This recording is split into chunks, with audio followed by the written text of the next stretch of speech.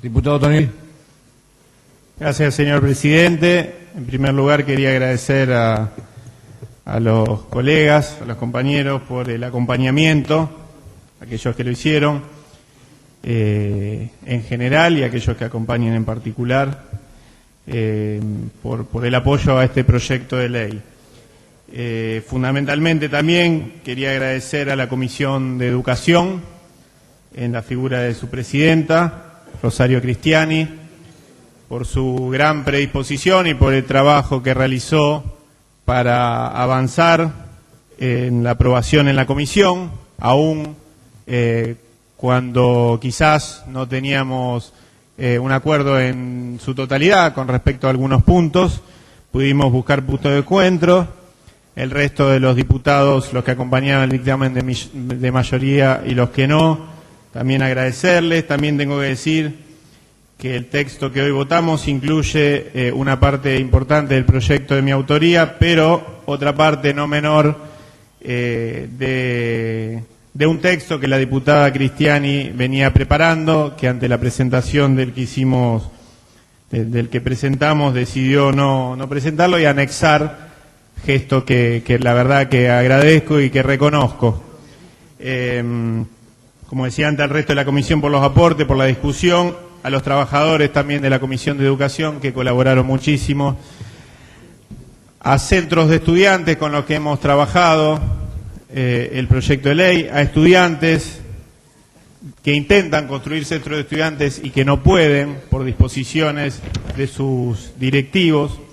algunos gremios docentes que mostraron su apoyo, en particular AMSAFE provincial y, por lo menos en charlas informales, con directivos también de SADOP, de la ciudad de Rosario,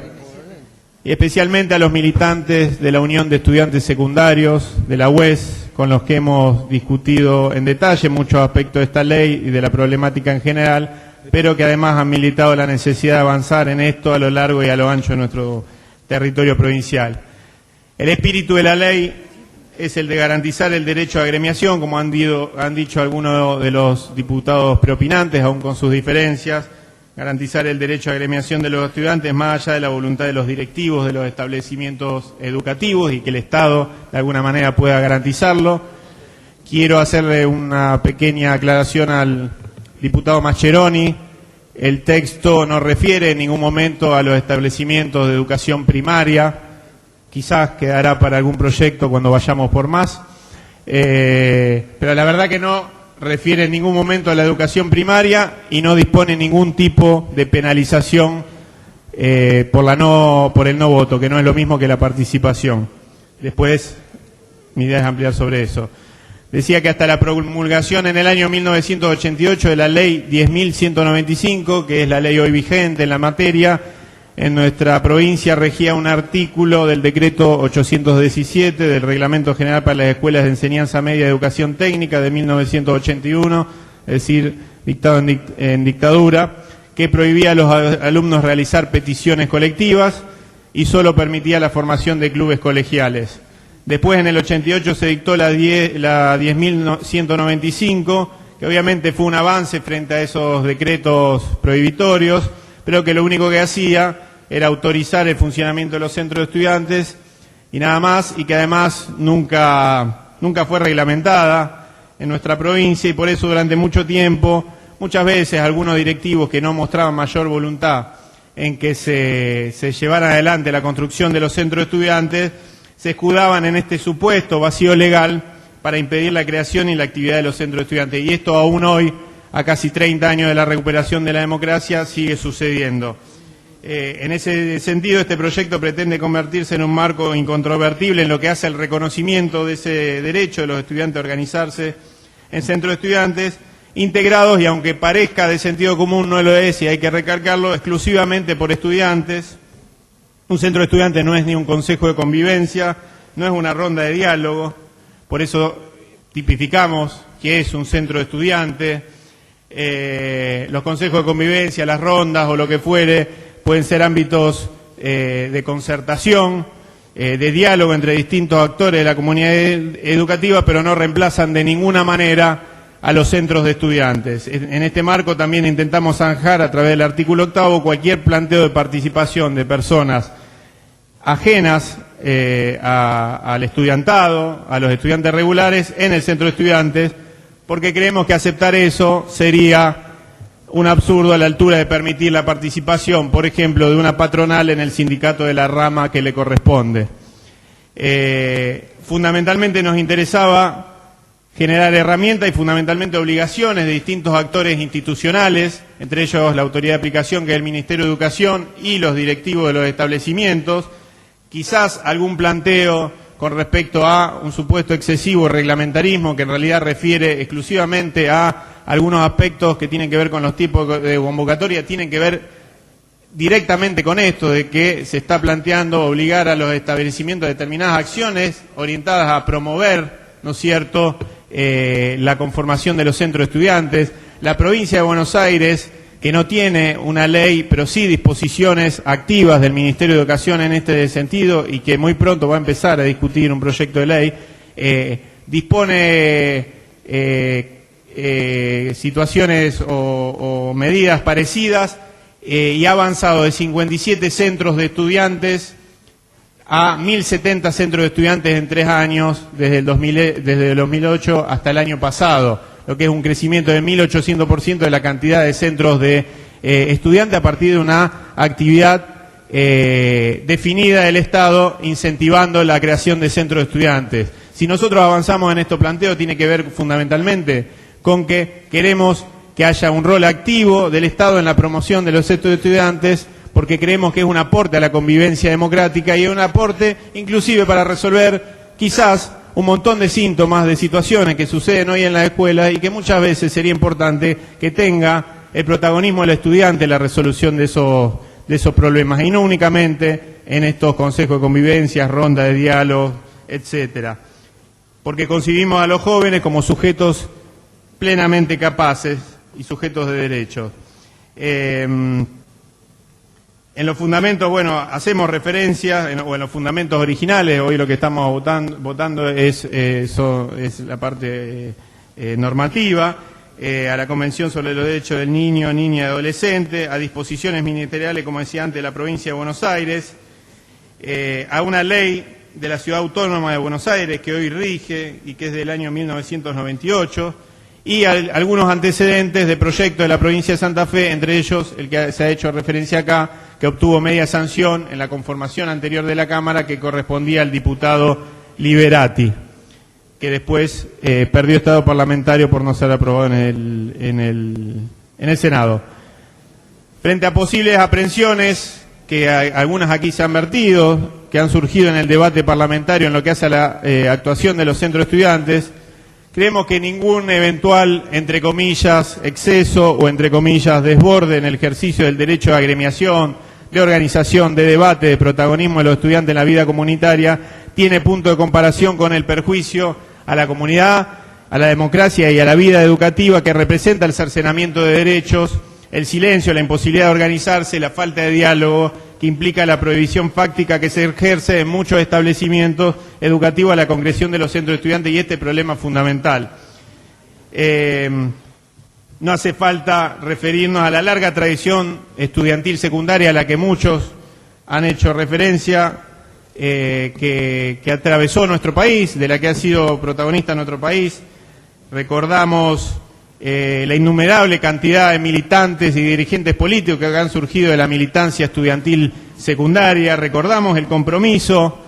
de los militantes estudiantiles secundarios también en la década de los 70, donde también queremos hacer un expreso homenaje a los compañeros detenidos y desaparecidos, que fueron muchísimos, que salieron de las filas de las organizaciones estudiantiles, en especial el caso paradigmático de los compañeros detenidos, desaparecidos en la noche de los lápices, o el caso de Cristian Caretti, que fue fundador de la Unión de Estudiantes Secundarios y que fue asesinado durante la última dictadura militar. Y también que en nuestro presente muchas veces lo que las instituciones de la democracia no pueden resolver, muchas veces lo pueden los estudiantes organizados reclamando por su derecho. Hace muy poco en la ciudad de Rosario, gracias a la actuación de la Unión de Estudiantes Secundarios y de varios centros de estudiantes organizados y los estudiantes de algunos centros o que intentan conformar centros de estudiantes y les tienen prohibido conformarlo, se logró desplazar de una escuela, en la dirección de una escuela privada de la ciudad de Rosario, a Ricardo Bruera, que fuera ministro de Educación de Videla y uno de los mentores del operativo Claridad, a partir de la actuación de estas organizaciones estudiantiles. Para ir terminando y en lo que hace a algunas objeciones, fundamentalmente en lo que hace a la obligatoriedad de voto, hay que aclarar primero que no se dispone ninguna penalidad por no ir a votar, ni esta disposición, no hay ninguna disposición que operativice ni habilita mecanismos disciplinarios de ningún tipo, digo porque acá se ha planteado eso, para castigar a un estudiante, para penalizarlo, algún estudiante que no vaya a votar. Esto no existe en ninguna parte del texto de la ley. Hemos señalado que el espíritu de la ley es garantizar el derecho de gremiación de los estudiantes más allá de la voluntad de los directivos, y precisamente esa disposición es mucho más un mensaje dirigido a esos estamentos que a los estudiantes, a fin de que se garanticen las condiciones operativas para que todos los estudiantes puedan participar del acto eleccionario y no suceda que muchas veces, con el argumento de que el ejercicio del voto no es obligatorio, por ejemplo, no se le permita disponer de un intervalo en el dictado de clase para que determinado curso emita el voto, o generar las condiciones mínimas para que esto suceda, y se intente disuadir a través de determinadas presiones el no voto y la no participación. Alguien quizá pueda argumentar que estamos cuidando con demasiado celo que se preserve esta posibilidad, ¿no es cierto?, de participación frente a alguna actitud negativa de algún directivo, y esto es así. Nos preocupa sobremanera en función de la experiencia cotidiana de muchos grupos de estudiantes.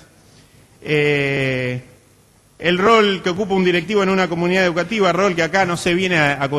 cuestionar de ninguna manera,